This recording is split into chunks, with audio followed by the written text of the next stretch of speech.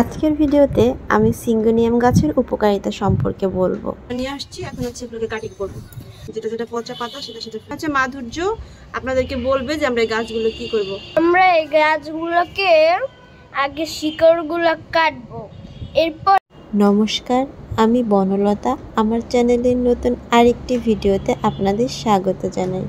আজকে বুধবার আর এখন সময় বাজে দুপুর 12টা, কিন্তু বাইরে দেখলে আর 12টা মনে হয় না।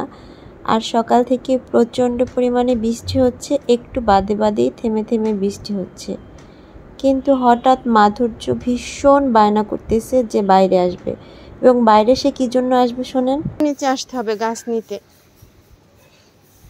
তো আমরা প্রায় গাছের এখানে চলে আসছি, চলো। এই ডান পাশে দেখো সিঙ্গোনিয়াম গাছ আছে। আমরা মূলত নিচে গাছ নিতে এসেছি। মাধুর্য হঠাৎ করেই বলল, মামুনি চলো না নিচ থেকে গাছ নিয়ে এসে লাগাই। তো আমি যেমন গাছ ভালোবাসি আর আমার ছেলেটাও না ওরকমই গাছ ভালোবাসে। তো এই তো নিচে আসলাম। তো আমি তো সকালবেলা হাঁটতে বের হই, তো তখন দেখলাম যে এখানে সিঙ্গোনিয়াম গাছ হয়ে আছে। তো ভাবলাম যে মাধুর্য বায়না করছে, তো এখান থেকে হচ্ছে গাছগুলো নিয়ে যাই। এর আগেও আমি এখান থেকে সিঙ্গোনিয়াম গাছ নিয়েছি, আরও অনেক ছিল। তো আজকে কিছুটা নিব, আজকে ভাবলাম ঘরে রাখবো আর কি। সিঙ্গোনিয়াম গাছ কিন্তু একদম ইনডোর প্লান্ট গাছ, এটা একদমই আপনি ঘরে রাখতে পারেন। তো পাতাগুলো ভালো রাখার জন্য মাঝে মাঝে হচ্ছে একটু রোদ দিতে হয়, না হলে হয় কি পাতাগুলো আর কি মাঝে হলুদ হয়ে যায় আর কি। তো এই গাছের খুব বেশি যত্ন করতে হয় না, বলা যায় বিনা যত্নেই সেই গাছগুলো ভালো থাকে। জাস্ট ঘরে নিয়ে রেখে দিলেই হবে। তো আজকে হচ্ছে আমি গাছগুলো জলের মধ্যে রাখবো, আর এগুলো হচ্ছে মাঝে মাঝে বলতে সপ্তাহে একদিন জলগুলো পাল্টে দিলেই হবে।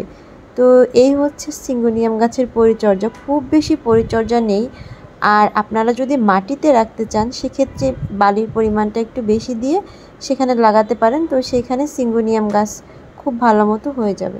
যদি টবে লাগান তাহলে সেক্ষেত্রে সিঙ্গোনিয়াম গাছে বেশি জল দেওয়া যাবে না। যখন দেখবেন যে টবের মাটিটা একদম শুকিয়ে গেছে, হাত দিলে মনে হয় যেন মাটিটা শুকনা, তখনই সিঙ্গোনিয়াম গাছে একটু জল। এখন হচ্ছে মাধুর্য আপনাদেরকে বলবে যে আমরা এই গাছগুলো কি করব। আমরা এই গাছগুলোকে আগে শিকড়গুলো কাটবো, এরপরে আমরা এই গাছগুলোকে একটা কাচের গ্লাসে এটাকে রাখবো। এরপর গাছগুলোকে ভালো করে ধুতে হবে। এরপরে গাছগুলোকে ভালোভাবে ধুতে হবে। এরপরে কাচের বোতলে ভালোভাবে সুস্থভাবে জল দিতে হবে। দেন তারপর কি করব আমরা এগুলোকে ঘরে সাজিয়ে রাখতে পারবো সুন্দরভাবে।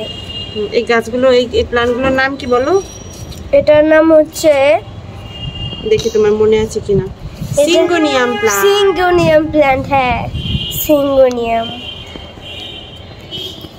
এবার চলুন সিঙ্গোনিয়াম গাছের উপকারিতা জেনে নিই।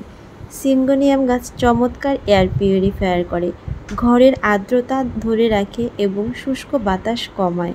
একটি দুর্দান্ত কার্বন ডাই অক্সাইড গ্রহণকারী উদ্ভিদ এই সিঙ্গোনিয়াম।